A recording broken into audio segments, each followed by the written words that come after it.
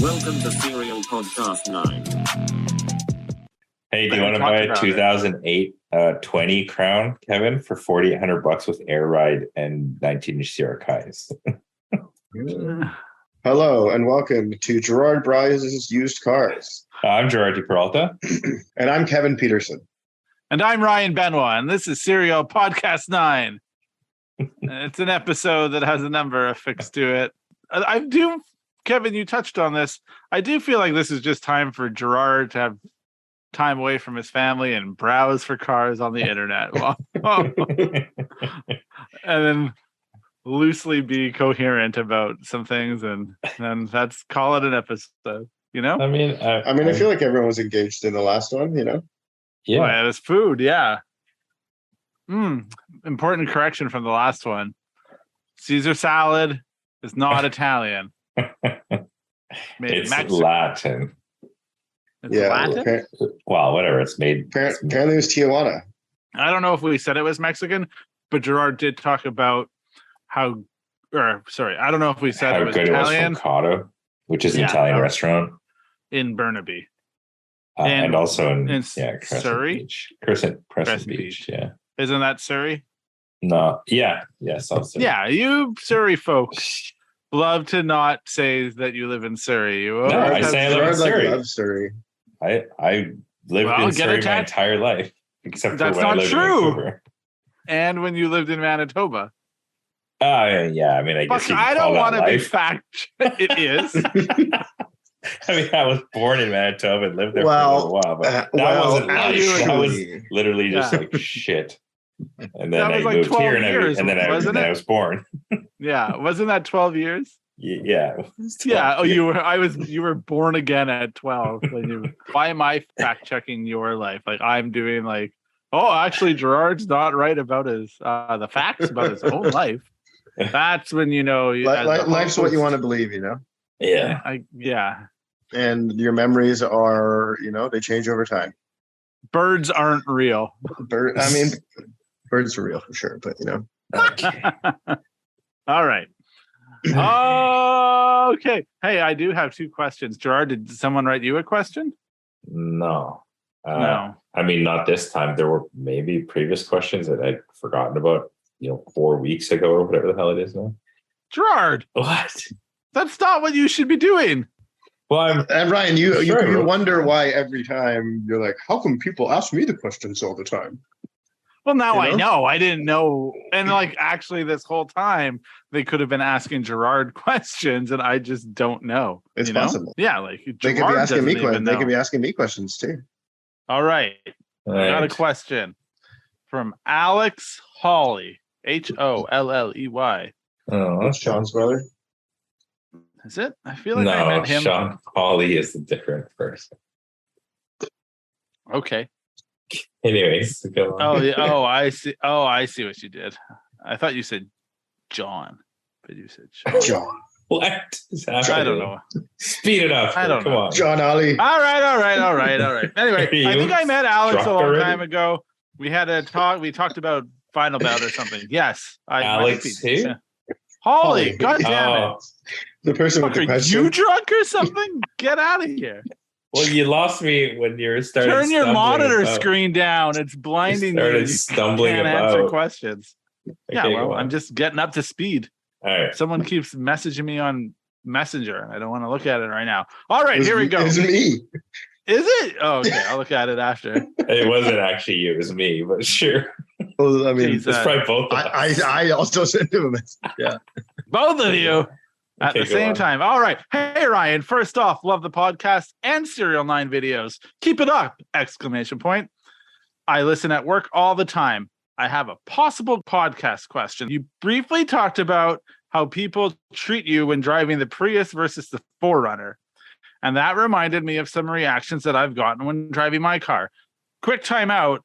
Jody drove the 4Runner 2 days ago and was like, no, you're right. People are way like they get out of the way when you drive the 4Runner. They yield to you. Like you drive the Prius and people are like, get the fuck out of here. Anyway, so That's science. Now it's been tested. Now it's not just a hypothesis. Okay.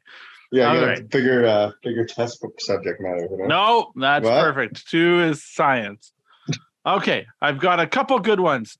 So my question to you guys would be, what is the best / funniest / most wholesome positive reaction you've gotten to one of your cars? And he goes on to say, I've gotten a couple ones in the Altezza, but the best was actually in my winter beater, a teal MK3 VW Golf. I pulled up to a light on my way to work one morning, and as I came to a stop, I noticed an identical teal MK3 Golf pull up to the light, going in the opposite direction. The driver was frantically winding down his window and then pointed at me with noticeable excitement and pumped his fists in the air. He was so hyped that I thought it was fucking hilarious. So, of course, I gave him the thumbs up, and he did the same. It was a beautiful moment. We ended up...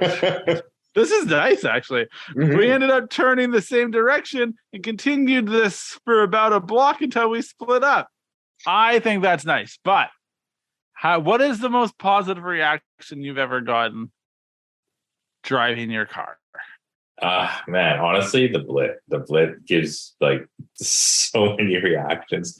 People trip out over that car. Like just the other day, so I'm getting gas, and then the guy behind me, like I sometimes leave my music on or whatever, right? So, but I don't like crank it. I'm not like fucking pounding the whole gas station out, but it's on. And then so the guy behind me is like in a work van with like, I want to say like carpets, like running the entire length of like it was like a wagon or something. So I thought it was just him. And then I realized there was like a dude in the back, but they had to like ride tandem. Anyways, that's completely irrelevant. The guy got out and he's like, oh, that's a cool car, man. It's like really fitted, right? And I'm thinking, man, it's like an older guy. Like, what does he know about like fitment and shit? And he's like, oh man, did you have to like play around with spacers and stuff to like get it to fit like that? I'm like, oh, like, no, actually we make all the arms. So whatever, that's interaction 1. I literally leave that gas station, pull up to like the left turn light at that intersection, and some even older dude, like in like a Buick Rendezvous or whatever those fucking things are. Dude, those things are so terrible. Yeah, like rolls up and he's like so stoked, man. So like I'm in, right-hand drive and he's like right beside me and he's like I see him like as he pulls up, he's just like got this huge smile on his face and he's like giving me thumbs up and stuff and this, and I roll down the window and he rolls down his window. He's like, man, it's beautiful. He's like, it's really cool. He's like, I wish they had stuff like that when I was a kid. I was like, man, like they probably had way cooler stuff when you were a kid. This guy was like easily 50 to 60 to. So about Gerard's age. So go on. But yeah, and then he was just like, it's so cool. It's like, it's so beautiful. Like he just was going on and on. And I was like, oh man, thank you. Like, and then like the left turn light turned green and I had to like leave him and like, that must be really hard. Give him like a first gear like rip. And yeah, the guy was like just so stoked, like big, huge. I was like, I made his day or something. It was hilarious. Oh, well, that's why we do it, I guess.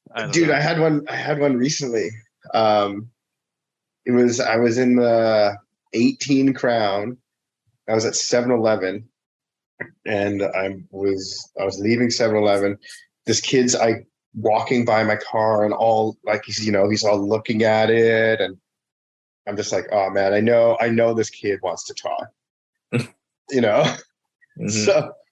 So then I like come over and he's like, yo man, is this your car? And I was just like, yeah. Like he's like, oh, it's so sick, blah blah blah. Like, and he's like, yo man, like can I ask you a favor? Can you like pop the hood?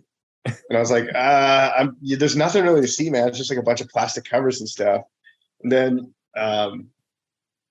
this story is hilarious. So then anyway, I do it and he's all like, oh, okay, yeah, I see what you mean. And then I was like, oh, I have this other one. I have this other Crown, the generation before. It's got the 1JZ. It's 6-speed. It's manual. And he's like, oh my God, that's crazy. It's like, yo, is that like your drift car? And I was like, oh, I have this Altezza. And then he's like, yeah, man, my buddy's got an IS 400. Like, he's like, yeah, man, I drifted that thing, like, blah, blah. Just like, okay. And then, like, yeah, then the story started to get, like, even more of, like, preposterous. And, like, I was just like, all right, man, like, sorry, but, like, I got to go back to work now. Like, and he's like, what direction are you going? Yeah, he wanted me to give him a ride. I was like, I'm going that way. And he was just like, oh man, like I was really hoping you could like give me a ride. And I was just like no. No, bro. That was like my most recent, like hilarious, like car interaction, I would say. The Celsior was sick. Say what I just remember like being in like traffic in the Celsior, and this like it's the same thing. It's like right-hand drive, so you're like right beside the other people in traffic. And this woman is like, that's like the nicest Toyota I've ever seen. Like she was just so stoked, and like she's like same thing, super old woman, like in a Camry, like, oh my God, that's the nicest Toyota I've ever seen. When I had the purple Verosa, I'd get older women saying that it's a beautiful car. It was like that too. She's like, oh, what kind of car is this? I'm like, oh, it's a Toyota Verosa.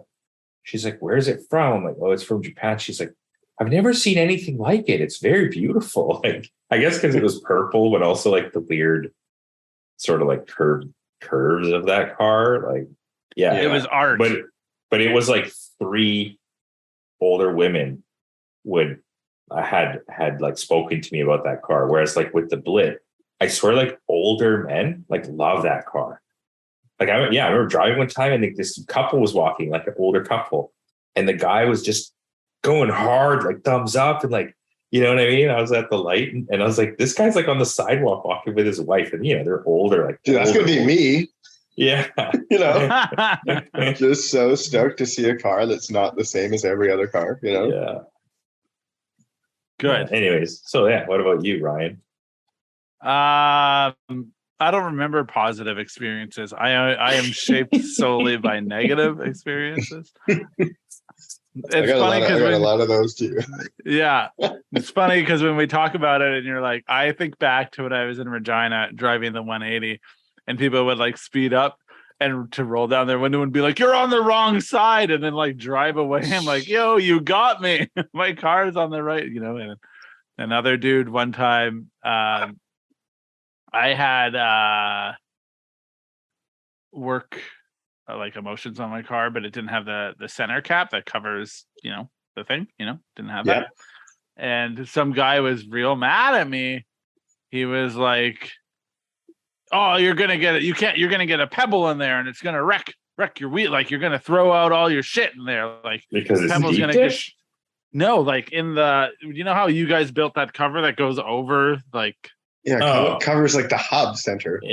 Center. He's like, you're gonna get a rock in there and it's gonna wreck your wheels and your like hubs. And I was like, what the fuck?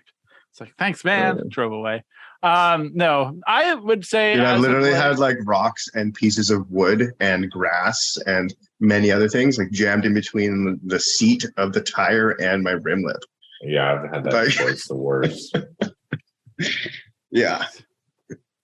Yeah, they were on the XD9s. I don't know. He was just like, they're anyway. Doesn't matter. I would say honestly, the most positive things I get from my car are in the car community itself. But I think, and then the other thing I would say is when Kevin and I went to the US, I just thought people were way more, and we've talked about this, so I won't go into it too much, but like, just like random people were just fucking amped on the car, and it doesn't really happen as much in Vancouver, you know, like people are like, you know, I've had. Yeah, I mean, you also live like in the Vancouver area where people are like not like they hate cars. Like I live, I mean, there's a pretty big community of cars in South Surrey and stuff, but also like Langley. The further east you go, it seems as though like they're more into cars. Yeah, it's. We've talked about this before, and then we got into a bit of an argument about it. But like, I do think that the type of cars that we are into sometimes are a little bit maybe more blue collar. And where I live, it's not even that people aren't into cars. I think it's that they're into cars as like a status symbol, not as like an expression, right? So how many white Teslas can you see? How many, I don't know, like, you know, you live in a neighborhood, you have to have a Mercedes. Live in another neighborhood, you have to drive a Lexus. People only care if it's new. And I mean, like, you told that story about your brother-in-law, Gerard, where he went on a date and he said like, "Oh, my other car is a Porsche Taycan. It's like an elect." And she's like, "Oh, I'm only impressed by Teslas." But it's like the Porsche is way more impressive than the Tesla. But like it's just that thing where it's like, where I live, you're a bit more hard pressed to get like an amped reaction. I do find the further east you go in the city, like leaving one of the SerialNine days, I was driving my car and people were like super amped on it in Mission and that, but like not so much in Vancouver. But do it for me. It's all for me. You got to. Yeah. So that was But anyway, okay. Well, that's not okay. I got another question, and as Gerard called it, it's from our friend Mixilla Mikey. All right. So let's start this by saying, Kevin, you were there. Kevin was recently at a 2-day drift event in Mission.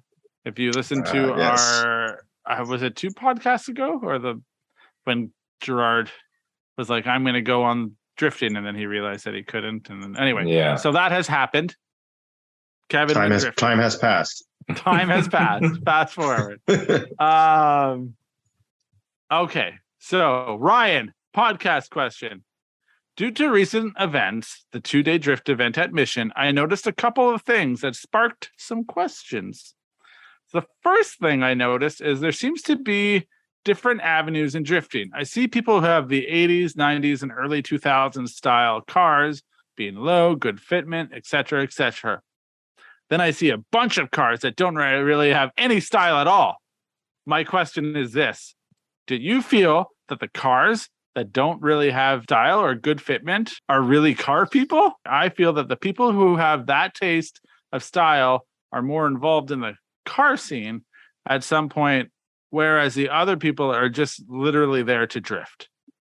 Okay, so does that part make sense? You guys on board? I'm not totally understanding. I understand what he's saying. So he's saying that like the people who have the nice cars with the fitted wheels who are at the drift events are the people who are actually sort of in the car scene, and the people that don't seem to have any style are just there to drift. Yes. Okay. Okay, good. Thank you. Also, I'm seeing a lack of the whole 90s style. We're kind of into the next generation of, and then quotations, car people. And I had a convo with some people, and they had literally no idea or have no exposure to the kinds of things that we're into, i.e. Japanese wheels and parts. Whereas someone like me, luckily, I managed to just squeak into that whole 90s era due to friends I made. But I think most people after me don't have the same exposure and only know what social media is trying to sell them on. And people before me got into it with magazines and etc. and all that stuff. So do you feel the next generation doesn't know about the whole 90s era because social media is feeding them clout builds and stuff? I feel like this is a lot of what we have talked about, but I think we can revisit a bit of it. And then there's the last part. We can come to it after because there's a lot to unpack. Yeah, that's already like so many questions, it seems like. So first part. Gerard, do you have anything to say? Or? Yeah. Are we okay? Are we going to break it down, or are we going to do multiple parts on that? Or yeah, let's break it down. First and foremost, people that don't care about car style, are they car people? Are they really car people? I mean, all types of car people, man. Like, are autocross people car people, or are they just racing people? Is that what you're saying, basically? Well, no. I kind of feel like within each genre, there are the car people, and then there are the people that are just kind of there doing it. I feel like you could say it with drifting, and you could say it with autocrossing. I just use autocrossing because it's like, quote unquote, the like nerdiest form of motorsport. We call them wieners. I call them wieners. Whatever. Yeah, because I remember like when we used to sponsor an autocross guy way back in the day, so I'd go to the events and this and that, and like there'd be the guys that would just be so nerdy about the setup. Like it didn't seem like they gave a shit about like how the car looked or the coolness or anything of any of the parts. It was literally just like, these are the parts to use. and they never really looked out of that like envelope.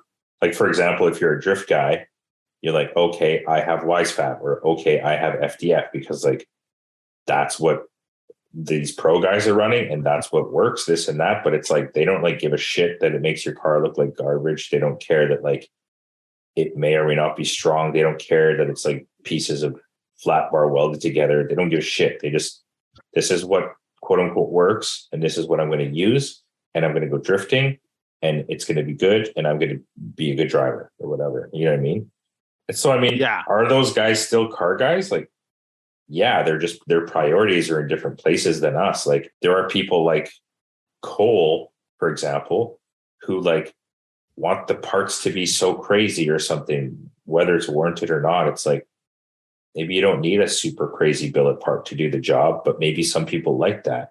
Whether the billet part works better or not, you have no idea. They could have totally different intentions. Like, for example, an AK-49 versus a WiseFab kit. It's like the AK-49 has a totally different purpose. Hey, what is that purpose? It's to make your street car drift better. You know what I mean? Ooh, all right. Yeah, that's fair. Kevin, what do you think? Kind of gotta, you know, I'll agree to Gerard a bit here before I feel like maybe I won't agree with Gerard in the end, but I don't know. Because yeah, it's like you know, like I feel like my car was starting or is starting to get that way, where it's starting to get super beat up, and I'm like, how much money do I want to put in to keep making it look nice and nice when like it's just gonna get beat up? But like I also, then there's the other part of me where it's like, I want it to look nice because like it's my car and I want to have a nice looking car, you know. And but you know, like it's like this happened to me when I went to the Villains event with Cedric, where it's just like, all right, well, because I'm running such a specific tire and this and that, like I couldn't drift. Where it's like if my car wasn't as fitted or wasn't as low and didn't have to have such a specific tire in the front and the rear, and I could run a multitude of tires without it rubbing, you know, because the tire size and the offset I have is like the perfect size and offset to not rub anywhere at full lock all the way through. I mean, you could have just raised it up. Yeah, I know, but then I would have to like redo my alignment and like blah blah blah blah blah, all this other stuff. And like, yeah, that sounds very un-Kevin-like. There are things I could have done, you know, but you made a video instead. But yeah, I mean, yeah, I still want my car to look like that, and you know, so. But yeah, I do kind of hate on it a bit, like I don't want to be out there with your bunk ass car. Like Ryan doesn't want to take photos of your bunk ass car. Like like the only person having fun is you. I mean, as Ryan said, it's like drift masturbation. Yeah, exactly. I mean, it's like yeah. I mean, I guess I'm gonna like say it, but I probably don't. I preach it, but I don't practice it, so I should probably just not say it. Oh, that's not the Gerard I know. Say it. I mean, it's like, for example, that G35 is supposed to be a practice car. And I mean, if we had those events and stuff, that car would 100% probably have been done, because I could have been driving it the entire time before my actual car is now just starting. But yeah, like I was like, oh, like I'm not going to like make this car so crazy, like visually, but it's like at the same time, it's a G35 sedan, and like a good looking G35 sedan that drifts is very few and far between. And like there's no fucking way I'm going to have an ugly G35 sedan drift car, right? Like I'm going to obviously make it as serial line as possible, just so that like when people do see it or photos of it, they'll be like, yo, like that's actually kind of cool. Like I want to build that. It's like, I don't really know how many people get inspired by a shitty looking drift car shredding. That's interesting. I mean? Yeah, that's what I mean. I think there is an answer. Yeah, I think that's sort of what we were saying. You know, it's like it's the only person who cares about that is the person in the car. I mean, yes and no. I think other people like the guy drifting that car probably do care about that, because they see past the fact that or maybe they just don't see it at all, that it looks like shit. They're like, oh, that looks like a car that I could buy, you know, financially, like it, you know, fits within my budget. Oh, it looks like it drifts pretty well. Stock engine has 280 horse or whatever. Oh, he only bought, you know, the GK Tech angle kit for fucking $1,000 or whatever. And like, so they just see like the ABC and the car shredding, and they're like, oh yeah, like that looks great. You know what I mean? It doesn't see the person having fun. Yeah, it doesn't the guy driving look great, but the fun being had in this package looks great. Interesting, because maybe we were all car guys and then drifting came into our lives. So we're like car people and then drift people. Whereas maybe those people are just like, yo. Like to varying degrees. They're not, yeah, exactly. That's just like drifting. Yeah, it's this is actually like a very big thing. So one, I feel like we've kind of touched on this in the 9 types of car guys. Mm-hmm. Yeah. So there's a bit in there, but I would say, it's all perception, right? So we perceive drifting to be the best version of drifting to be one way, which is the way that we practice it or support or engage with it. But I mean, and this go on. That's our preferred way. We don't think it's the best way. Then that's not. Then why do you adhere to it? Yeah. Because we think it's the best. You obviously think it's the best. No matter what you're about to say, you're actually like it's what I like the most.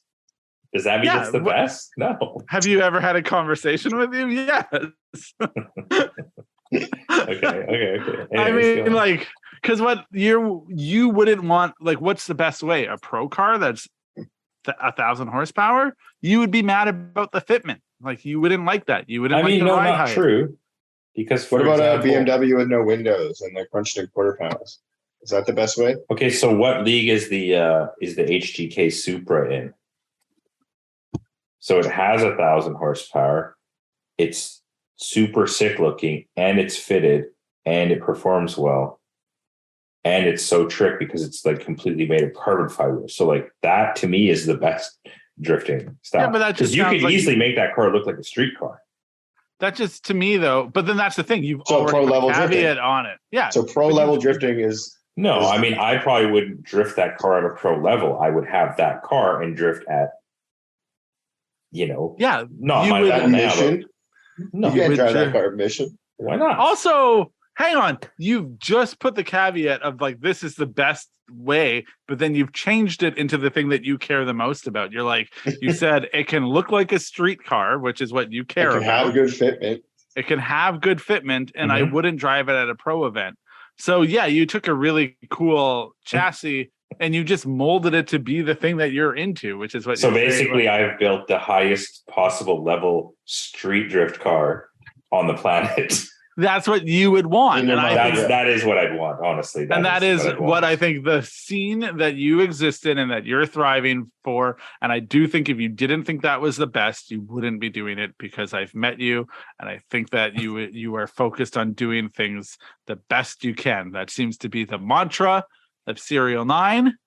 Is like you do the things the best you can and you are never satisfied with what you have, and you always want things to be better.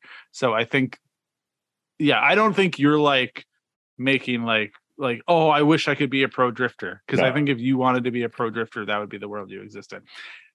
What I was going to say before we had that tangent is that, it is perception. I think we think that what we're into is the best.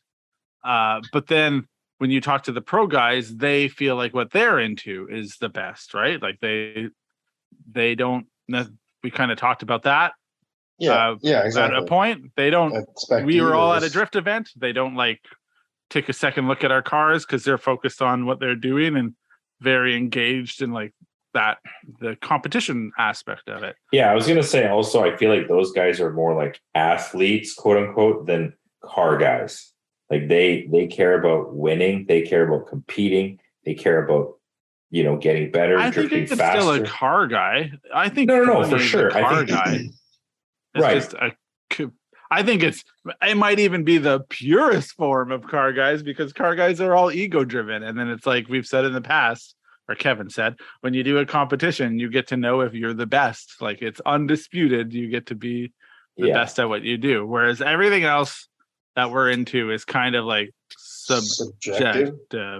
Like a cool car is subjective. Like, but even like drifting judging is subjective. Yeah, I mean, they try to make it not be, but Yeah. for sure it is. So I do think that all these people are car people, and it's very easy though to forget that we are just into like one niche part of it that we feel is the best. But I also don't feel that those people are like ignorant of that niche. Like he was just like, oh, like the people before us, which would be us, got into it through like magazines and like old Japanese DVDs and stuff, and the people in like currently are like, you know, there's a huge exposure of JDM scene and like the 90s scene, which in my opinion is what he's calling it, but I call that like the 2001 era. Yeah. It's like when those cars started like getting super modified and that sort of stuff, you know? Yeah, I agree. Also it is interesting because it isn't like 90s, 80s, and 2000s. It's like it is the 2001 era. It's just I feel like the there's different groups in that segment, but maybe we're just thinking of like cars that are nice that drift. Well, I mean, no, that's totally true because like there's the people who like the older cars and smaller wheels who you know like Shit Dynasty who are all out there drifting with nice cars and nice wheels and like well put together stuff. They just like those cars and those motors and those types of wheels, and then you know there's people. There's people like Animal Style, you know, who are drifting all like S13s and that sort of stuff. And then, you know, there's us drifting like whatever. Right. So there's different subcultures of it, you know? Yeah. And like, but just because you all have the same chassis also doesn't mean you have the same style of cars. Yeah. And there's different styles within those because like Animal Style doesn't traditionally, as far as I know, unless I'm wrong. And I don't mean this in an offensive way, but fitment isn't as important as the function of the car. Like, I mean, they've evolved though, right? Their cars used to be nuts. Yeah, but now you can definitely see a progression of their first cars were a lot lower and more fitted, and now it's a lot more about the driving and the handling. It feels like. But there's still, I think, respect to be had there, and that still kind of fits into the. Oh yeah, I mean, they still obviously like fully care about like full like motor out, engine bay, flake paint jobs with flames and hearts and lace. And... What I was gonna say though is we talk about the guys that drive the shitty car, like whatever. The shitty cars, the cars that I don't want to take pictures of. I'll be that guy. And it is easy to be like, and I call it drift masturbation and all that shit. But I do think that people probably show up at the track and see people driving that. It's the lowest barrier of entry to get into it, and the person's having a ton of fun. So I do think people see that and then kind of chase that. But now there's another part to this, is that we talk about this a lot, not on the podcast, but we are all getting older. We talk about that a lot on the podcast. But all right, can I say this real quick? Yes, say it. It feels like a dojo, you know? Like you see the black belt and like you're like, yo, that shit is crazy. That's the guy I want to be, you know? That's what I aspire to be. And maybe that's what's having like the sick car that's painted nice, that's fitted nice, that's also shredding. You know, maybe that's what that is. But then like the other dude with the like shitty car is maybe like the yellow belt. And you're like, okay, like, man, with a little bit of like self-discipline, I could be that guy. And it seems obtainable. And you know what I mean? Whereas like the black belt, you're like, I want to be that guy. But like, it's a lot of work, you know? My thought is counter to yours, actually. And interesting. Well, maybe this will be a that's thing. Great. That's great. Otherwise, we're all just here shaking each other's hands. Yeah. I wonder, and this is okay. So what I was saying, we are all getting older. We don't go to as many car events. Kevin, you did a lot of drifting this year, and it sounds like you want to do more drifting next year. Gerard, you haven't had a ton of seat time, and life gets in the way. We don't. Life gets in the way. We don't go to as many car meets, car shows, car events as, say, someone in their 20s or late early 30s might have time for.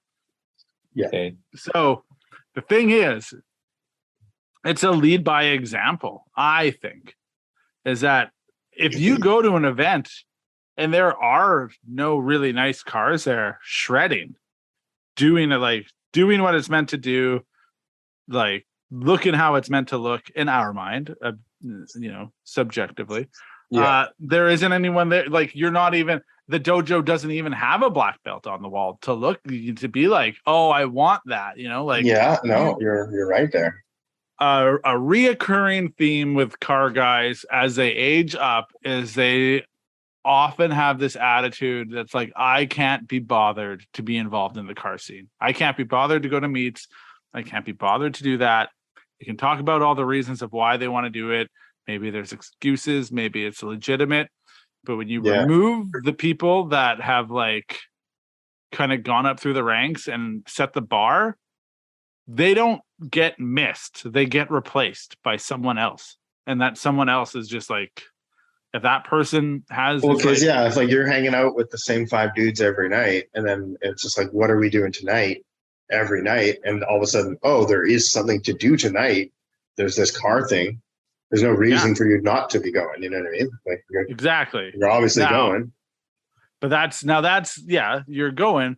But then, like, I guess what I'm trying to say, if there's no Gerard, I'm trying to get Gerard to be back interested. I am here. I'm listening. I'm joking. If there's no Gerard, it's not that people kind of sit around and lament and wonder, like, oh, I wonder what Gerard's doing. They find a replacement for Gerard. Like, you're only as good as your last show is kind of what I'm saying, is that, and that's the same for drifting. You go to a track, and if there aren't nice cars there, there's no example to be seen of what it could be. So you see it for what it is, and that's what it looks like. You can't, it's hard to aspire to something different when you're in the muck. I know examples of it. Yeah. Yeah. That's my big thought. Yeah, no, I think the more you show people that, the more they're going to want it. But then if someone goes and has a cool car and is a shitty driver or doesn't shred, and then the guy who has like the shitty car is shredding, then that also sets an example of like, well, that car's kind of whack because, like, oh, it looks pretty, but wish he could drive. Be a lot cooler if he could drive. Oh, he's not this guy who knows how to drive. And so it is like, you kind of have to have this like perfect little package. Yeah, you gotta be right. You gotta be right in that box. That not be too far any 4 directions. You got to be the Dominic Toretto of it. But that is, and that's where Final Bout found its niche. That's, we talk about it all the time, but it sets an example of nice cars that aren't necessarily all the same, but are within a certain level of parameters, and the driving is within a certain level of parameters as well. So the funny thing is, now Mikey's asked this question, and Mikey is now, honestly, he's in a drift video that has like 300,000 views. Yeah, it's probably closer to 500,000. Oh, to 500,000 views. So now Mikey is kind of like, he's a person that's leading by example, because it's like he's saying like, oh, I was showing all these things, and now kind of in a way it's on Mikey then to carry that torch and then inspire other people to do it, because it's not Mikey, someone else is going to do it, and they might not do it as well and look as good doing it. Yeah, I mean, Mikey's a great dude to carry the torch. He like builds some pretty nice stuff, and he's always out there. Like, all right, do you feel the next generation doesn't know about this whole 90s era because of social media is feeding them these clout builds and stuff? I mean, who are they? And like, I feel like it's like, why do media, kids, bro? Why do kids know who fucking Michael Jackson is? The young kids today still know who Michael Jackson is because they fucking find it, or because there's somehow there's always going to be some sort of exposure, man. Like if you're that type of person, you're going to be into that type of car. I don't know how to describe it. Like, You're saying the classics are the classics. That's what you were saying. No, it's like something's good for good. Why did I like 90s to 2000s fucking? Because you grew up through it. No, but like I mean, there were all kinds of other fucking cars at that point. You know what I mean? We also grew up through the 2001s and like I grew up exactly with through muscle cars. I didn't grow up with those cars. I had to go to Richmond, fucking seek out the DVDs and like buy or download or do any fucking thing I could to like find these cars once I had somehow seen it. And I'd never seen it before. I don't even remember when the first time I saw any of those fucking cars was. Like those didn't exist. You would have seen Datsuns and shit. Like you were. Yeah, I saw Datsun stuff for sure. Datsun, but I mean, those aren't drift cars. Those aren't. No, but those aren't connecting like the dots. Then you went to a Honda. We've talked about this. Okay, so it's my new catchphrase. When I was in college, one of my buddies had a 240 SX, like a hatchback fucking 240 SX. Like he would fucking drive me to school and shit. And I was like, oh, this thing's pretty cool, right? Like, never did I know that was a fucking drift car. I never, ever. And I was like a heavily into car guy. Like I was rebuilding the carburetors on my fucking Cortina that I had built completely in my garage because I was into those cars at that time. I was into like the Pintos, the Cortinas, the Capris, like all the 60s and 70s cars. Driving to college in a fucking S13, like a 90, like a late model S13. It was like, had the Hikis. It was like super nice, like the top model at the time. And it was like fucking brand new, or what? Not brand new. It was like 1997. So it would have probably been a 93, I guess, because S14s were already out. Right.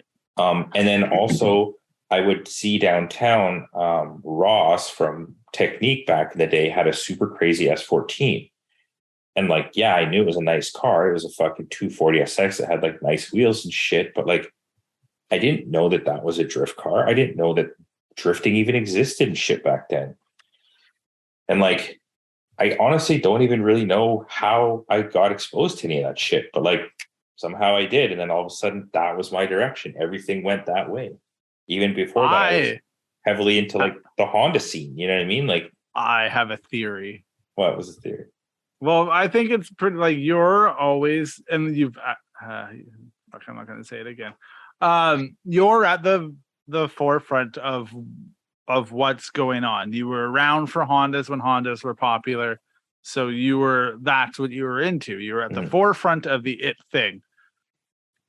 And then when drifting came around and became the it thing, you were in on the it thing. You've always, so like the real question is, does Gerard now stick with drifting, or is there going to be a next it thing that Gerard would actually like? But I mean, there are so many things that I do, like the 4x4s and stuff, and like you haven't done that for a while. I mean, that's just happenstance. Like, yeah. But 4x4s is an it thing, and you have a Japanese 4x4, like that. Well, I mean, I also had the like Xterra, which I feel was more of like that type of 4x4, like Forerunners and all that still shit. A Japanese 4x4, but you're always there's if you could have it, you'd have a Porsche, and I'm not saying that Porsches Porsches are at the forefront, I don't know, but anyway, there's there's that. So that, I mean, the more valid question there is what's the thing that gets Gerard out of drifting? What's the thing that moves? I don't know. The needle? I mean, like Kevin's stuck in it. Kevin's not going anywhere. I can see. We're talking about future trends, and Kevin's eyes have glossed over, and he's like, "Nope, got to get to these racetracks before they close." I mean, I definitely do want to actually like track race at some point. The only thing is, I don't know. I feel like so much going on. It's like I can't even make it to a drift event, let alone a fucking track event, which like to me does seem like a bigger endeavor. It's like usually farther, it's like the car has to be probably a little bit like more thoroughly like looked at. Whereas you go to a drift event, shit's falling off on half the cars anyway. It doesn't matter. You know what I mean? The tech is like a joke 90% of the time. Like, but like at a track event, like there's safety involved because you're actually going as fast as you possibly can. So it's like, you might want to fucking have a car that's not a piece of junk. I'm not saying my cars are junk, but like it's not as imperative to have a safe drift car when the maximum speed you're going is like 100 kilometers an hour or 120 or 130.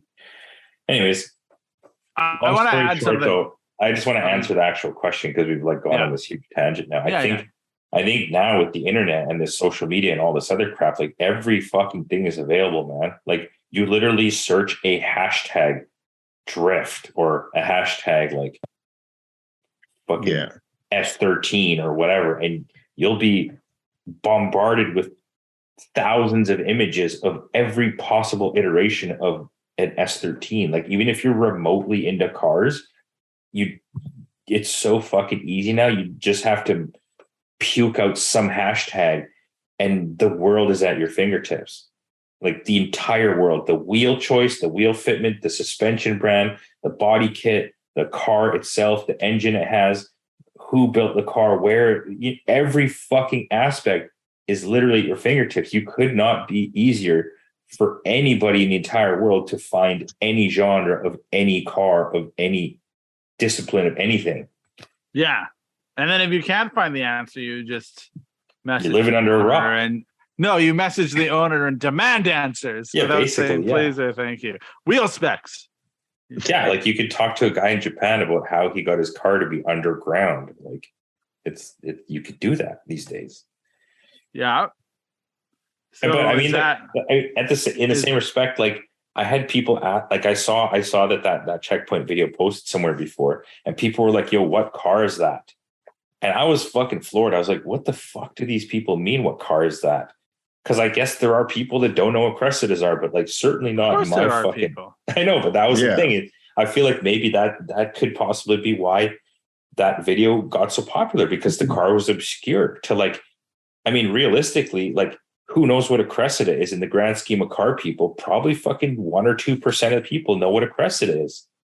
So now all these people that don't know what a Cressida is, they see this thing drifting and they're like, what the fuck is that? And they're like, then they have to find out because maybe they think it looks cool or something. You know what I mean? It's the same reason we thought Cressidas were cool back then.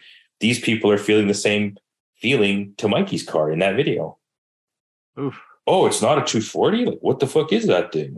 You know what I mean? Yeah. Dude, they were saying it was like all sorts of shit, man. Never. What was the best one you saw? What was the best one you saw? I don't know. They were saying all sorts of shit, but nothing to do with Cressida. I was at a drift event once, and someone said Carter Jackson's 100 was a Volvo. I thought that was nice. It's like, it drifted the Volvo. I'm like, that's a Toyota. And they're like, what? And then I told them, in 5 years, they'll be worth $40,000. No, just you wait. Huh? Just you wait. I got a crystal ball. You're going to be, I was like Marty McFly, like at, the 10,000 Leagues Under the Sea dance, being like, your kids are going to be real into this, like, I was gonna get Adam LZ on the phone. I found a car. Yeah. Anyway, go on. See, that's right. I forgot what I was going to say now. You were going to say that the internet makes it easier to find things that you want to be into. Dude, so totally. Like that's okay. Well, I will say this is like, like everything you want to know is like at your fingertips. Like Gerard said, like you can just search a hashtag. You could see a photo of a car and you could Google image reverse search it to find out what kind of car that way is, and then look up information about it. Like, there's, you know what I mean? Like, if you want to learn, it's all out there. But then people will still message you and be like, "What over fenders do you have on your car?" And you're like, "They're fucking SerialNine, you idiot!" Like. What fenders can I buy Aristo? those? Yeah, where do I get the fenders for the Aristo? Like, no, they never say Aristo, Kevin. Where do you get the GS fenders? And I don't even know where to start with that question, because it's like, where do I get the GS fenders? Dude, they're just trying to buy something off you, man. Just be happy. Just be an accessible guy. Be an everyman. Stop being so goddamn. I am the most everyman. You are not the most everyman. You have no idea how many fucking people I respond to every single day. That doesn't make you an everyman. I didn't say you were impolite. I said you're not. There's a difference. What's the you're a nice person, but you're not the everyman. Yeah, but people don't see themselves in you, Yeah, I don't. Unfortunately, I don't think we don't really have an everyman. over at SerialNine. Jake's pretty the everyman. Yeah. Jake's more everyman than we are. He's got VSKS. He's the everyman. Yeah. Well, then, he is the everyman. He fully is. Gerard, I think it's adorable that you think you're the everyman. You're fucking on here last. The fact that you think that you're the everyman just shows how much of not the everyman you really are. Or that like you have no concept of what an everyman is. Like, maybe I don't. Maybe you say it all the time. Catchphrase. The string that breaks, it snaps because people aren't. You're avant-garde. You're not. People love Blitz 03s. You don't love Blitz 03s. You know, like people. Those are. Yeah, because I believe in people. Ahead. You're not an everyman, you know. Yeah, you're fucking out here telling people if you got to have mussels with the chorizo broth. That's not like an everyman meal, you know. Like, I mean, I also like pizza. So yeah. Anyways, just not with chicken. Yeah. Anyways, I feel like like if you can't, man, and that doesn't really. But why are people people not finding the thing that we like? I think is I don't think they're not finding it. I think many people are finding it. Like, there's a huge. It's like the most popular. That's the thing. Like, nothing's come along to take everyone away from it yet. Like, it's gone a bit into stance, and then people have taken stance to the absolute like retarded extreme. Which is what I think the like TikTok builds are.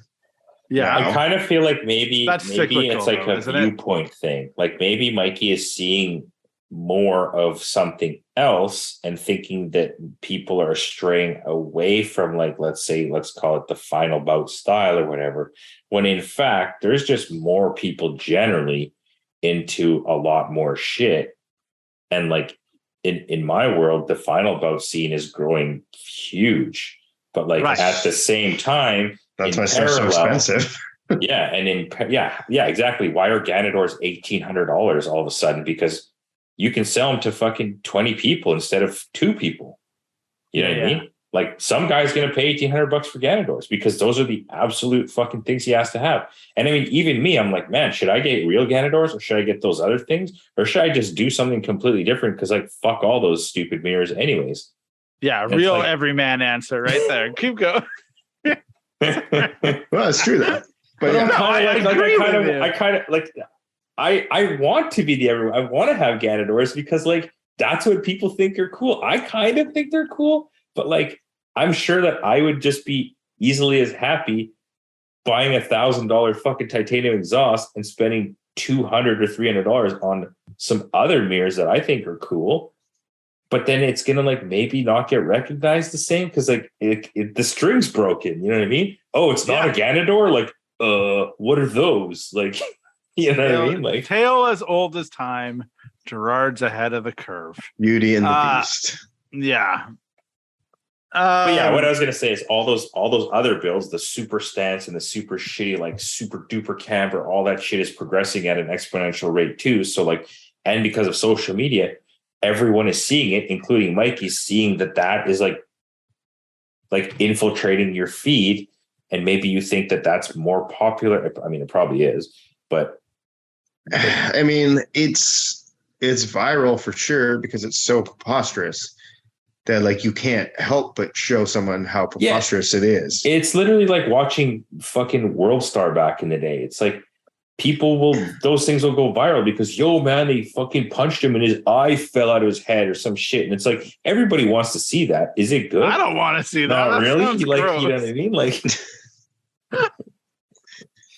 but no, I fully get it. It's just like, you want to see some idiots, the most something stupid. You want to see the most? Yeah. That's the most. Yeah. It's like, all right, how many final bout cards can you look at and not get bored when like you look at this fucking Mazda RX-8 that like has the shock welded to the control arm? You're just like, oh fuck, that's so stupid. Like, you know what I mean? Yeah.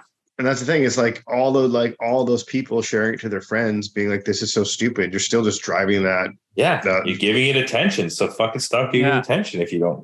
If you don't care. It's because we're more binded by hate. As people like to hate. 100% true.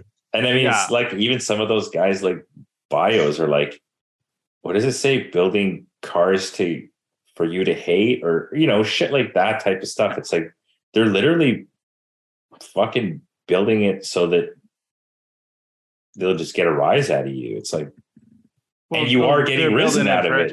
Yeah. You know what I mean? It's like, if you don't want to give those people attention, or if you hate what they're about, then just don't care about them. Yeah, just ignore them. Yeah. But it makes people feel superior to be like, look at how dumb this person. Like, that is like, that's true, man. Yeah. I mean, so many people showed me that fucking RX-8, and I looked at it once and I was like, yeah, man, like, are you surprised that like the fucking shock is literally welded to like, I don't even know why I had shocks in the first fucking place. Yeah, exactly. What does it need those for? You know what I mean? Like, fuck it. I wonder though. You make very valid points. You can search anything. You can be into anything. Be whatever you like. Have whatever you like. But I wonder. We maybe were to some degree, not necessarily. Old. I just said old. I said old with like an old voice. I was like, old. Yeah. I was just gonna say, like, maybe we were very close to the flame when it originally happened. And as things progress, they vary slightly. It gets watered down, or it changes, it evolves. Okay, Gerard and Kevin come along. They look at Japanese shit, but they do it and they put their own twist on it. And then the next generation comes along and they see Gerard and Kevin doing Japanese shit with their own twist on it. And they're like, we're going to do that, but with our own twist on it. So then you go like, you know, now you're 2 generations removed or whatever from the original thing. And now the next generation comes along and they're looking at the generation that was looking up to Kevin and Gerard. And then they're saying like, well, we're going to do what this other generation did, like the one before us, but we're going to do it our way. And so maybe the ingredients can still be there if the right people are out there being predominant with them. But everyone's just doing their own thing and putting a twist on it. So it's like the longer we do this, the further away we'll get from that 2001 era. Maybe there'll be another resurgence at some point, but it feels like we've already had the resurgence of that. And so now like the next generation will have to put their own twist on it for it to be affordable. That's why that's what I think is happening. But I don't know why in drifting. I just think that there isn't enough nice cars at the track drifting. The people that should be out there doing the things aren't out there doing the things. That's also on me. The one thing I think that like kind of got glossed over, or I tried to bring it up, but I don't think it got like driven home or something, was like, you go out there, you have a fender bender. Now you're like, all right, I want to like get a new hood. You know, like I bent my wheel. I got to like get my wheel fixed, or like, luckily, you know, maybe you got a bunch of wheels and you can get back out there. And now you're like, oh, I got to get my hood painted and this, that, and the other. But like, if you don't care about your thing, you could just be out there all the time. Yeah. And then you're out there all the time and you're 100%. In the scene all the time. You're at the track all the time. You're meeting people all the time. You're driving with new people all the time, and you're driving all the time, you know? Yeah. So does that person not a car person? You know? No, they're definitely no. Yeah, I was curious how banged up the Altezza has to get before we revoke Kevin's car person license. Yeah, exactly. I mean, but I don't know, like I already have I bought a new hood. Like I want my car to look nice. You can have your license renewed when you get your new. I mean, I'm throwing the taillights in the garbage this year. You know, new taillights are going in. Yeah. I was going to elaborate on his point a little bit, because I sort of like, even on the street level, I feel that it's like, man, like being cool or having a cool car, or having a sick car, or whatever you fucking want to call it, it's a giant hindrance. It is an absolute hindrance. Like, don't let anybody tell you that it's like fucking sick to have a cool car, because it's absolutely the worst to have a cool car. Like everything you do is to make this car look and be cool and perfect and nice.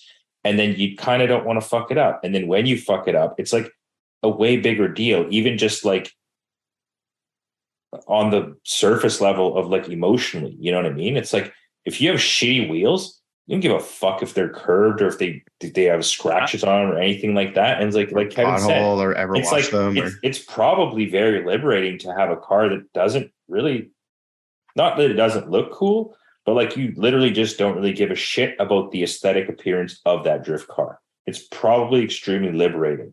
Like you can go as hard as you want. You can go as close as you want. You can drive it as much as you want. You don't have to. Yeah, like you run out of tires, you can run anybody else's tires if you run out because it. Yeah. Oh, you want stocks? Matter. I got some stocks. Yeah, put those fucking stocks on. I just want to go drifting. I don't give a fuck that they're 165, 80, 20, like 15s or whatever. You know what I mean? Like just put them on. Are they tires? Yes. Can I drive? Yes. Like liberating, probably. Sure. I do. Would never know, but it might be liberating. Yeah, you never want to be liberated. It's like shaving your head, you know what I mean? It's like you're always just trying to make your hair look cool, and you're like, yo, fuck this hair, and then it's like you just feel so much better because you just don't have to do it. Right. Anyways. I was gonna say, like, one of the things that I think is really awful of me is that I expect people to have nice drift cars. And like now, obviously I take photos of Kevin in video when Kevin drifts. It's pretty like demanding to be like, Kevin, you've driven all these events, but always make sure your car is presentable. Like it's not fully plausible. So I think it's like you have to factor in a game plan for that. So, but I like realize like it's pretty fucking easy for the dude that like takes photos to be like, build a nice car, keep your car nice. So I can always take nice photos. So I can take nice photos, you know, like what am I doing out here? But so I think like maybe I need to give people more leeway on that. That said, I still don't want to take photos of like super shitty cars because you can't do anything with them. I was gonna say like a good example too is that last drift event at Western. It's like I only drove the Blit like 4 laps, man, because like the trade-off is that I have a nice car that I look at and drive every day. But the trade-off is that I didn't really get to drive. I didn't get a lot of seat time at the drift event because I was just like worried about banging it up. And I, you know what I mean? And it's like, you could just trade off not ever driving your car on the street for always driving it on the track. Yeah. I think you would still want to have a nice looking car, even if it's only on the track, you know, because I think that's just the type of people we are. No, for sure. But like at the same time, it's like, I think the thing that Gerard just said, some people, if they would listen to this podcast, it would be sad. Some people. Some people. I think it would sound really sad. It's like if you're a hardcore drifter, in the case that Gerard just made, is like I didn't actually drift as much as everyone else because like I didn't want to wreck my car.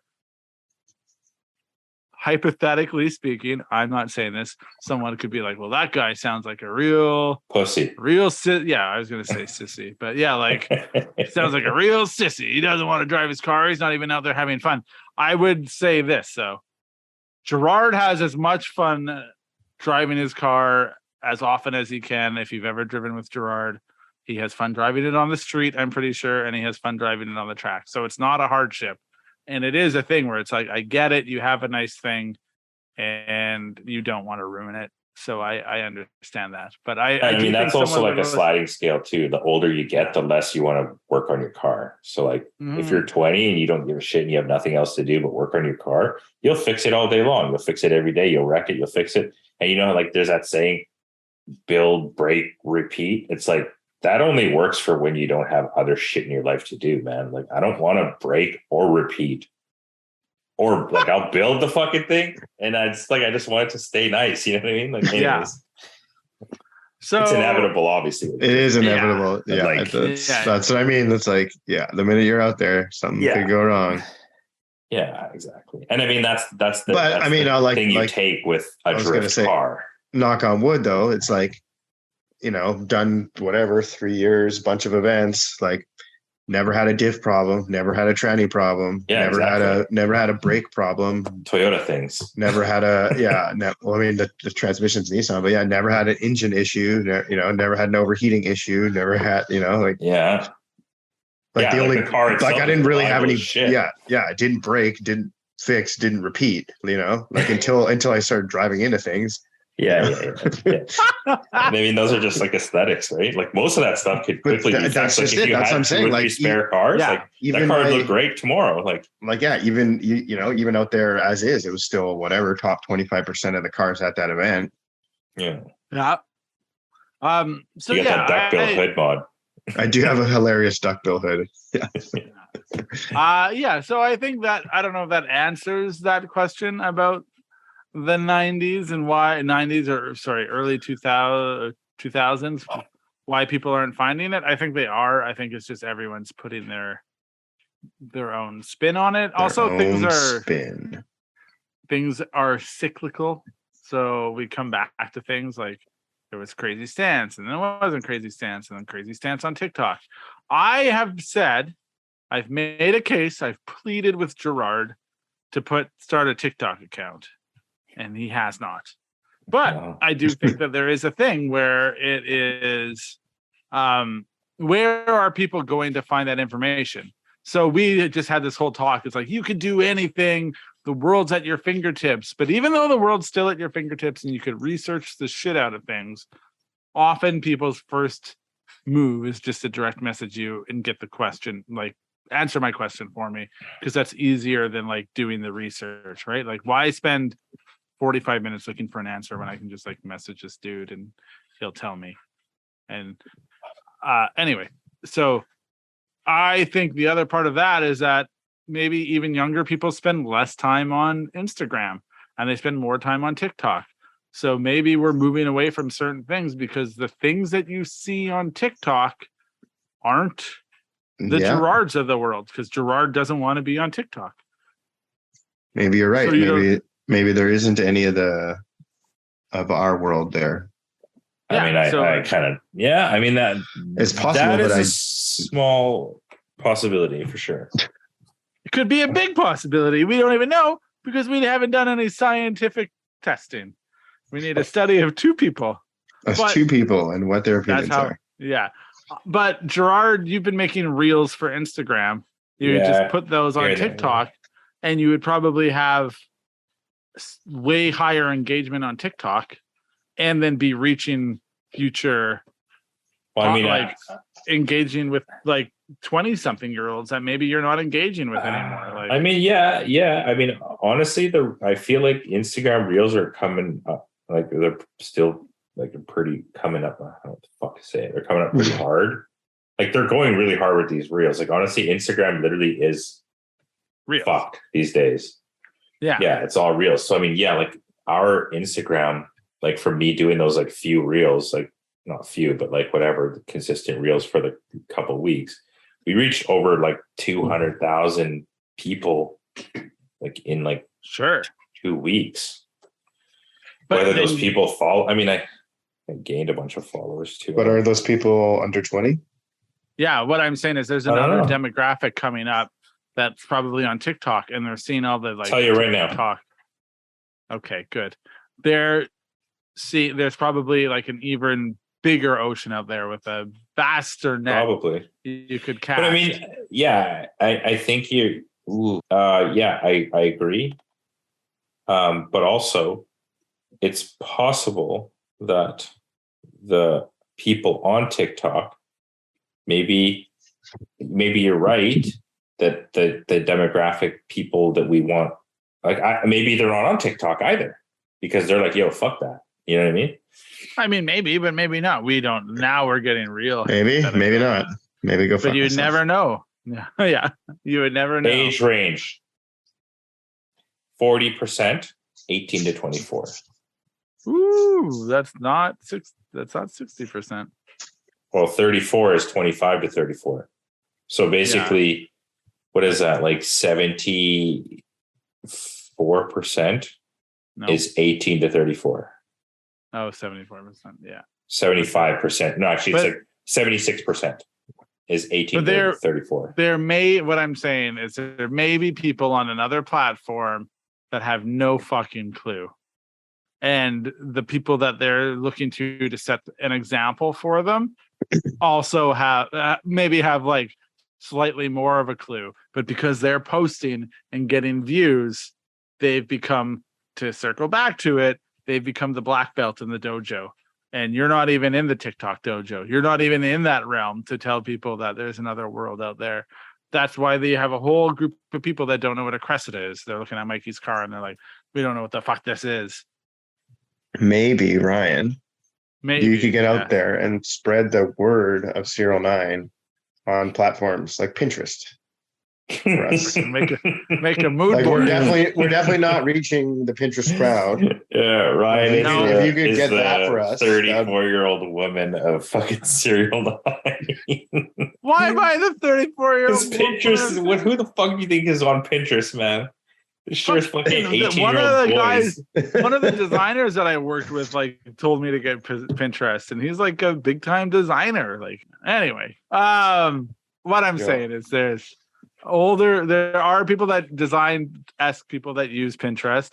I don't use Pinterest. I don't have a need for it, but I think that there's a common thing in the car scene.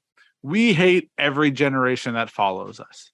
Every generation hates the next generation coming up. Actually, that's just the world. I don't even think that's the car scene. I mean, I don't even know if that's true, but you don't think so? Fucking as a millennial, we're millennials. Gerard's not a millennial. Gerard's Gen X, isn't he? I mean, you're the one putting names on it, man. Yeah. Can't you just let people be? No, not for the purpose of what we're about to talk about. All right, bro. All right. Classify me, bro. Pigeonhole me into another group.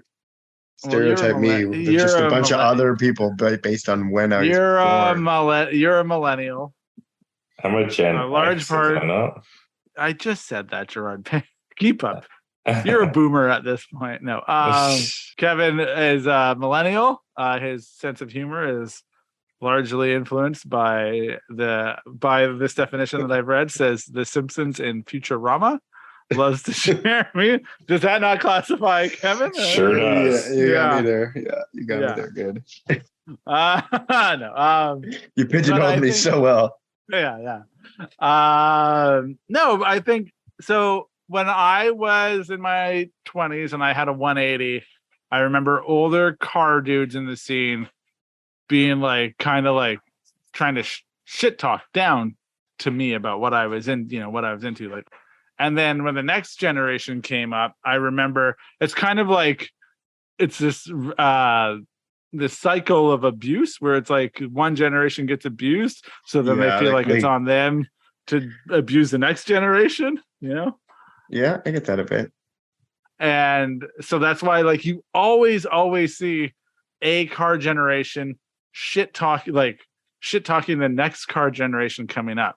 I know this because Jake made a post and was sharing this story about the new generation in the car scene is just a bunch of clout chasers. That's all they care about, and that's why I don't go to car meets. And it's but in the same token, that's what my generation said about Jake's generation, and now Jake's generation is saying that about the next generation, and that's probably what the generation before my generation was saying about us. Oh, you just want to be on the internet. You just want to be on a blog, or you want to be on featured. You just want to get a feature. You're doing it for attention. But all car guys are doing shit for attention. Maybe they wanted to get into a magazine or win a car show or whatever. I wanted to be in a magazine. Yeah. You never I just wanted the girls to look at me as I cruised down Main Street on Friday night in my 74 Coupe de Ville. I had something to say, but then I was waiting to say it, and I'm pretty sure I forgot it now. So let's see if you remember it, old Gen X. It was to do with our scene. I don't know, man. I'll figure it out. Yeah, you think about it, Gen Xer. You're a real say anything. What are other Gen X movies? I don't know, man. Yeah, I don't know. Fucking make one up, Gerard. That's what you're here for. Gen X movies? Aren't Gen X movies fucking Pulp Fiction and Reservoir Dogs and shit like that? You're just naming Quentin Tarantino movies. I mean, those are good movies. Kids was my Reality Bites is what I was thinking of. Is the Reality Bites? The fuck is that? Didn't watch that. The Breakfast Club. Yeah, I mean that's old though. That was already old when I was. Yeah, but so are you. I don't. But I know what I mean is I feel like it was hackers. Yeah, hackers. I'm thinking like Requiem for a Dream. Do the Right Thing. Do the right thing. Come on, man. Spike Lee. I guess. Sure. You're not down with a Spike Lee joint? It's okay, but I mean, I was young when those movies came out, man. Like, I wasn't like movie watching age. Yeah. But I feel like that's when you like see those movies because now they're in like syndication and stuff. Like, you know. Yeah. When you're, you know. Man, John Cusack was the like Gen X dude is what like anyway. Cusack. Yeah. Anyway. Anyways. Okay. Go on. Might be more of a Kevin question. Okay. This is still Mikey. Oh, it's still the same question. No, yeah. He really gave us he gave us the gas to go on this episode. Do you guys feel that the BCDA, so that's the British Columbia Drift Association, and Mission Raceway could be a new hub for Western Canadian drifting? It seems that it's very possible if the cards are played right. Do we feel that Mission Raceway could be the new hub? I mean, it's currently like the only hub. I mean, depending how big of a net you cast, you know. Well, Western Canada goes to Saskatchewan, Melville, Manitoba. Or is that? Yeah, I mean, I don't know. I have no clue, buddy. Okay, let me go. Western Canada goes to like the Kootenays, and then it ends. That's it. It's just BC. Yeah. Sorry, Berta boys. Western Canada goes to, I think a lot of people consider it Manitoba, Saskatchewan, Alberta, and Manitoba's Western Canada. No fuck way. Out of here. Not a chance. No okay. Way. That's like calling Milwaukee Midwest. It's nowhere near the fucking West. I don't know where that name came from. Sorry, Americans. But the West is on the west side of the fucking continent. Do you know what I mean? The Midwest. No, Jesus. Technically it is. Technically, Manitoba is Western Canada. No, of course he's right that it's technically Midwest, like West. Why did I get so fucking like trampled on? Because nobody gives a shit about Manitoba, and like it should be considered West. I like that the sentence is, "Of course he's right, but we're going to continue to shit on him." We're not shitting on you. We're shitting on Manitoba. I'm from Manitoba, so I have the right to shit on Manitoba. You literally started this podcast by telling people you were from BC, and then I had to. I never said I was from BC. You were I was born in BC. Born in BC. Which means born at the age of 13. Technically, I was born in Manitoba, but my life didn't start till I moved to BC. When Gerard got to BC, he had a bar mitzvah. Yeah, that was it. Then he became a. I mean, literally, Manitoba consisted of the only exciting part of Manitoba in my entire life was the fact that I would spend summers beside a fucking car shop. So, like, 2 months out of every year, I would, and maybe for only like 2 or 3 years, I got to see cool cars. That's it. Do you ever think that that's maybe why you are the way that you are? Oh no, 100%. But like, but then you're like, it has no.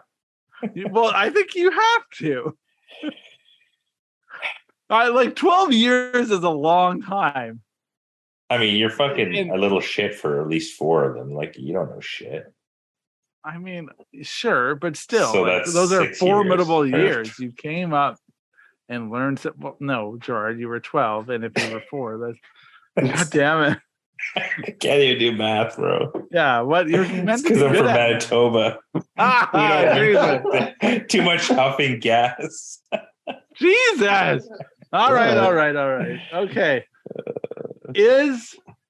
How did we get to that from this? Western Canada. Yeah, man. Western Canada. Yeah. Let's just stop talking about Manitoba because it's actually irrelevant. So I don't know what the American equivalent of Manitoba is, but it's somebody's going to comment. It's a flyover state for sure. Yeah. Dakota. What are the North Dakota?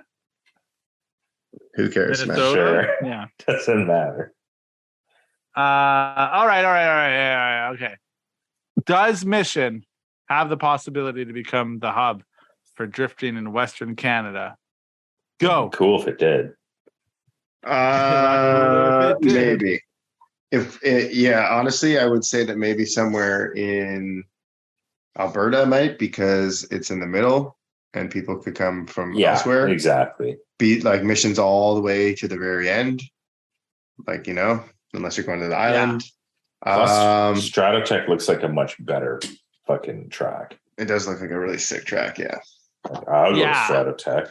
I would also like to go to Stratotech. I'm going to say I enjoy that we've changed. That was an answer. It was like, would you ever go to Stratotech? And there was a point where both of you were like, nope. Well, no, I hadn't been exposed to what it was. Yeah, I had no idea what Stratotech was. So. It's not even that long ago I asked you. Like, we'll just go. It's only because our friends went there and shared footage, and they're like, yo, this part is sick. This part is sick. And I was like, let me see what the Stratotech business is about. But it's also like 12 hours. Remember, we could go to Cali basically, or go to Stratotech. I mean, Cali's definitely not 12 hours, but it's a bit more. Edmonton is a long ass way. Edmonton is a long ass and way. It's all hills. So like you're spending bucket loads on fuel. It's like driving to Cali would probably cost you half the amount of driving. There's also a bunch of hills on the way to Cali. Not like the fucking Rockies. Mountains. I think you're confusing hills with mountains. Yeah. Didn't I say mountains? We said there's a bunch of hills. I said mountains. Like mountains. You're driving through the Rocky Mountains. Roll back up. Roll back up? Yeah, like you could like roll the footage back and then hear what Gerard said. Oh yeah, I'll do that. That's only the people listening. Yeah, not us. And if I'm wrong, I'm just gonna cut it out. Okay. I'm gonna say could Mission become the hub? No, it can't. No. It doesn't seem exciting enough. Nope. Kevin said that he drove an exciting part of it. I think it has. I think it could work. I don't think that Mission's an ugly track. I think it's nice. It's in like a cool part. What I do think is that it is too goddamn far for everyone to want to drive to, because if the Midwest is starting at the province that we don't want to say, that's too much of a drive, whereas Edmonton is actually kind of somewhere in the middle. So this becomes the tradition. I don't know, you guys probably maybe remember it just looks like a better road course. Yeah, it's an actual racing track, not a hodgepodge. I mean, I guess this is like, there's always been a divide between BC and the rest of Western Canada when it comes to drifting, right? BC has no coilovers. Yeah. This episode is brought to you by BC Racing Coilovers. Yeah, because BC is the California of Canada. And BC is California of Canada. We're just freestand on our own and just do our own thing. And we totally think we're cooler than the rest of the we're better than everybody else. Yeah, exactly. When in fact, Mission Raceway is not that great. It's fun. Fine. Like, it's good. It has all. Here's there was a window and we blew it. Answer your question with a number. You know what it doesn't have? Elevation change. Waterfall. Yeah.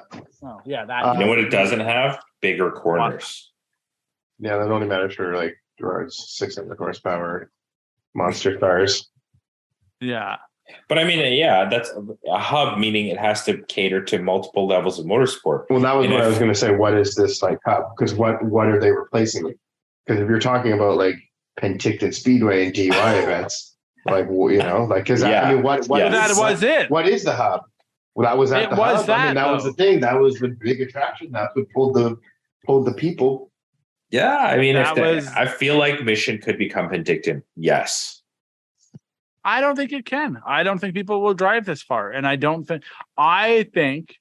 If you're an Edmonton guy, why are you going to drive past, or like a Calgary guy, why are you going to like drive infinitely more hours to go to a worse track? You mean Mission worse than Penticton? than Stratotech. Oh, yeah. Right? What's the draw? I think the BC, Edmonton guy, but it's more expensive. Anyway, I think the Edmonton guys come out here for the vacation portion. Spec D. Like, I get that they come here for Spec D because they can get that's part of the comp. Yeah, you have to go to the, you got to go drive things.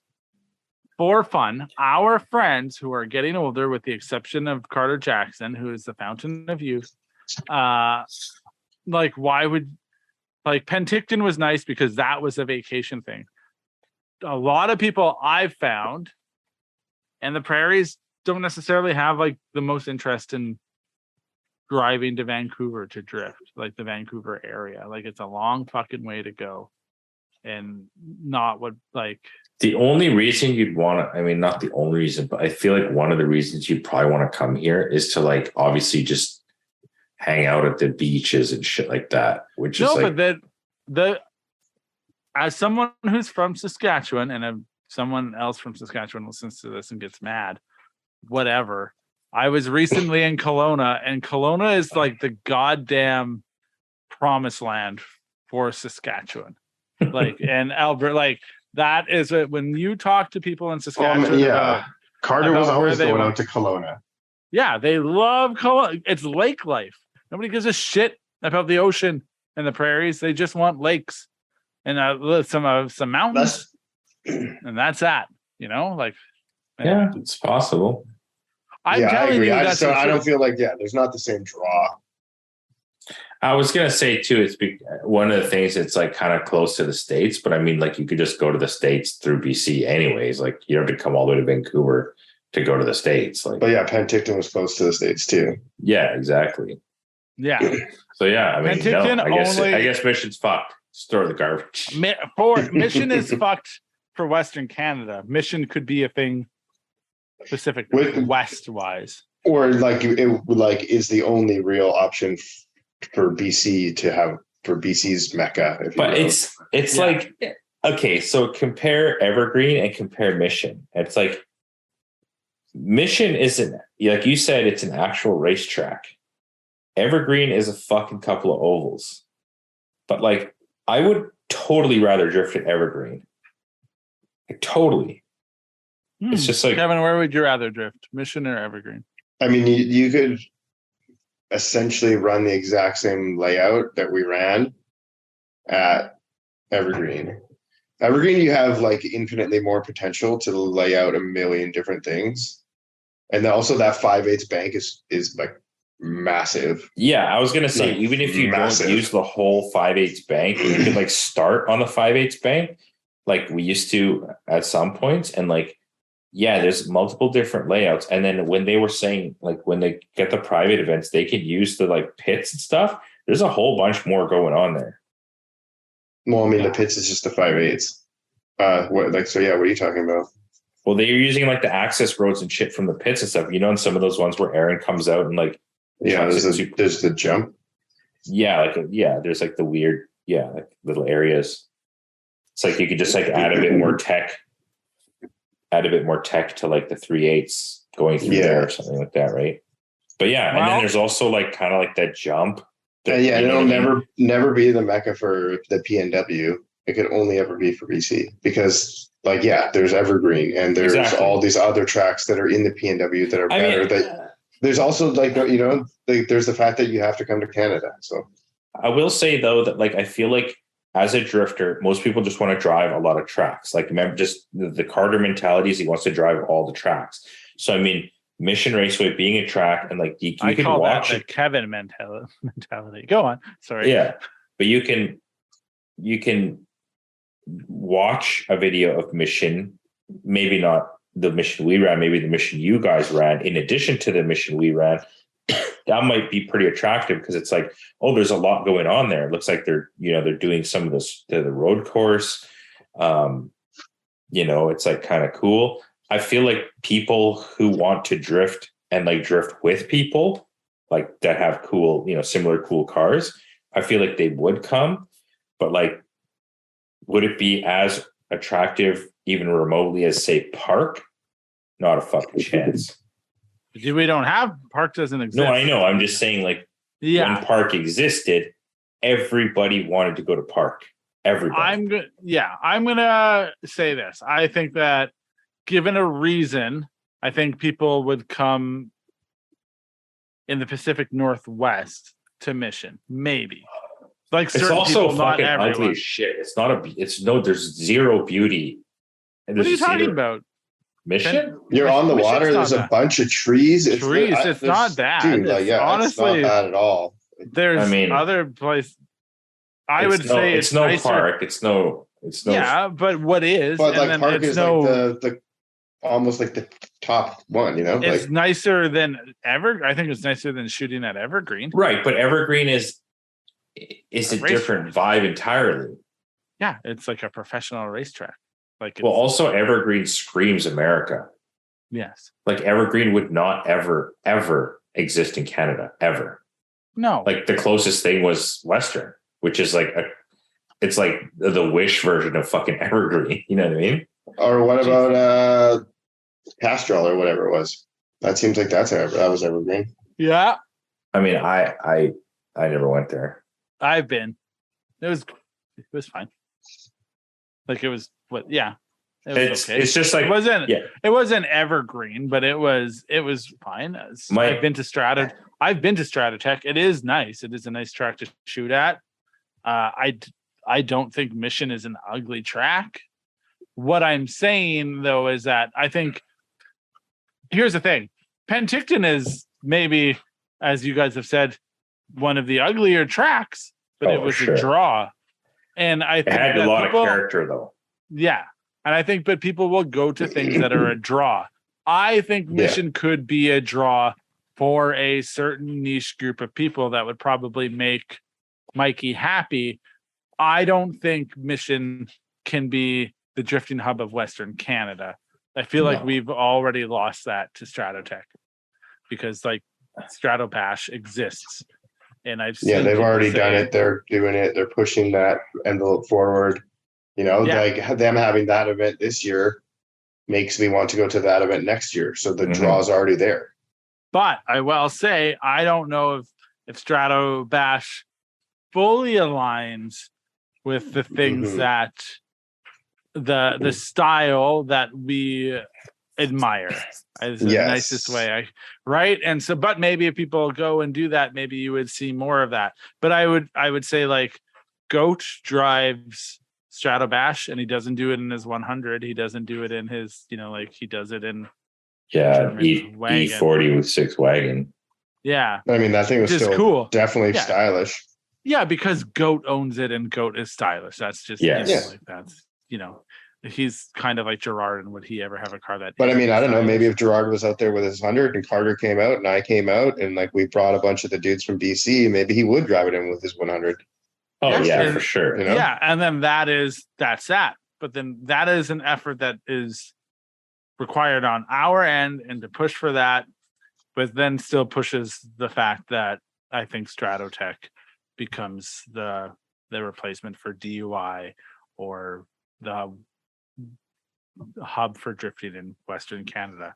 Mission can be its own thing. Mission has to get its shit together. For those that don't know or haven't heard in the other episodes, Mission had a lot of like kind of whack rules that they put into place this year. There's rumors that they're going to change them back, and if they did, that would be amazing. I mean, it would be a hub for SerialNine fucking monthly testing and drifting days. That's the extent of it. But you could hold an event there, and I feel like that's not the extent of it either, though. Yeah, I'm just that's the tip of the iceberg. You could hold a gala there, like a proper. Yeah, I mean, we did have a gala. Yeah. We did, but it was during COVID, right? So we're both during COVID. Can't believe you guys think that track has like, I mean, the trees and the water, like, it has trees and water, but like the track see itself a mountain in the background. The track itself, though, is what I'm saying. The track itself is fucking ugly. All tracks are just pavement. Yeah. Some of the best pictures I have of your Aristo is you're like, it's not the background, it's not the trees, it's just the track. And it's like, what are you talking? What is okay? Like Park is a beautiful track, is it not? Yeah, but it doesn't. US Air is a beautiful track, is it not? US Air is pretty, yeah. It's well maintained. US Well, Air also it's the track itself is dynamic. There's not like what's dynamic about fucking Mission. But US Air's background isn't always. This is a cornfield. Isn't always the best. Like, I mean, but like most of the shots at US Air, you just see the track in the background. You don't see which isn't super pretty. I like US Air and it's cool to shoot at. It's a dynamic track. I bet it's the best to drive. The best pictures I have of your car, Gerard, are either at Mission or at Evergreen. The ones from Final Bout are the best pictures I have. No, they're not. But also, what's the most fun I had driving there still was at US Air. So yeah, but so that I think there's different ways to quantify what a beautiful track is.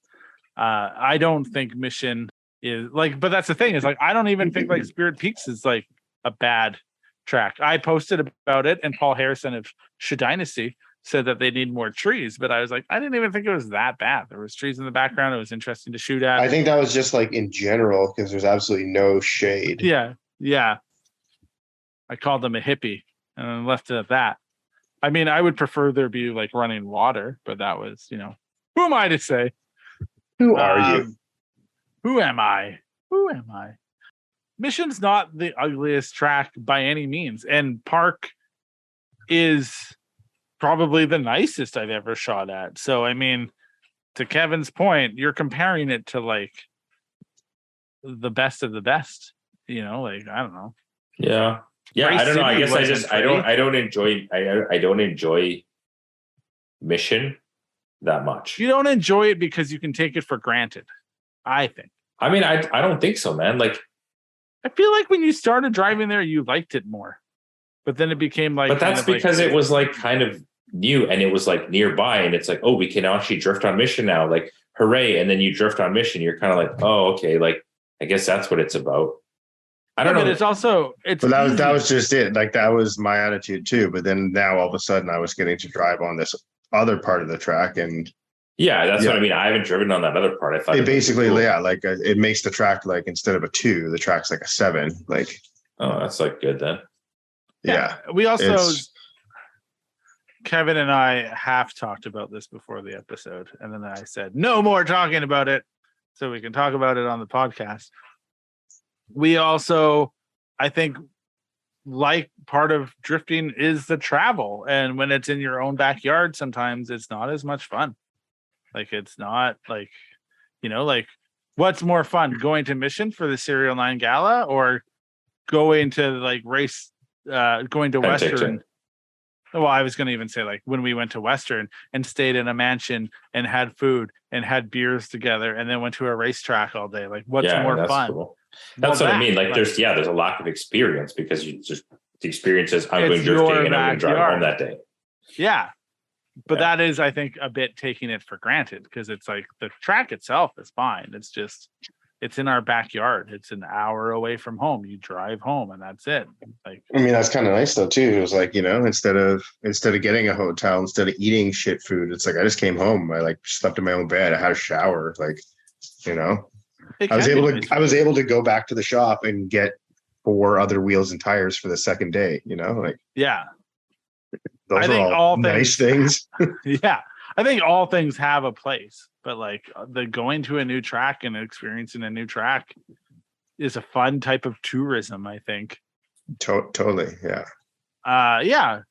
But to answer the question, Mission, Western Canada, probably not.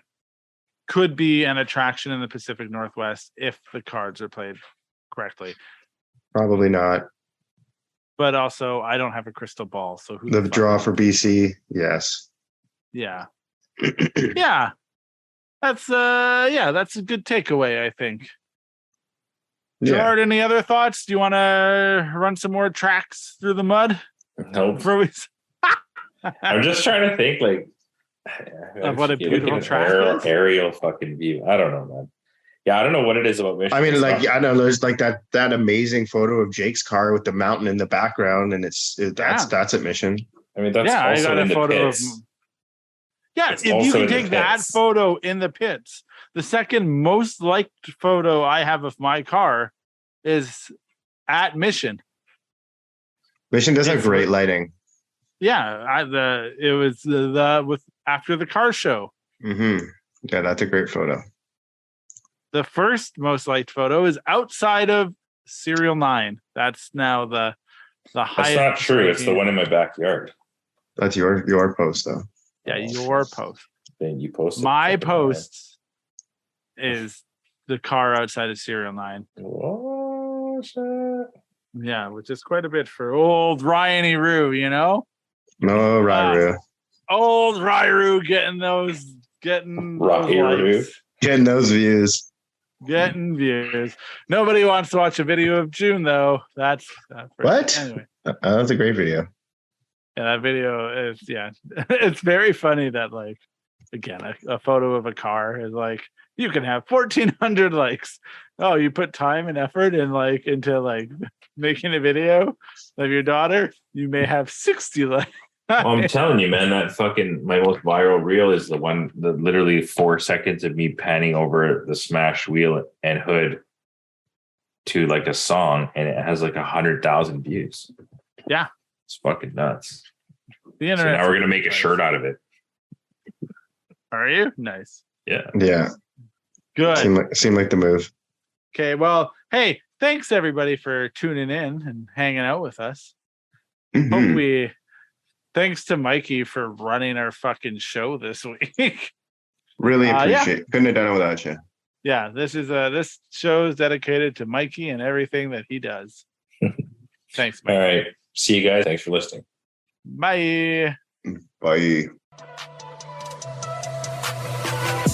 Thanks for listening to Serial Podcast 9.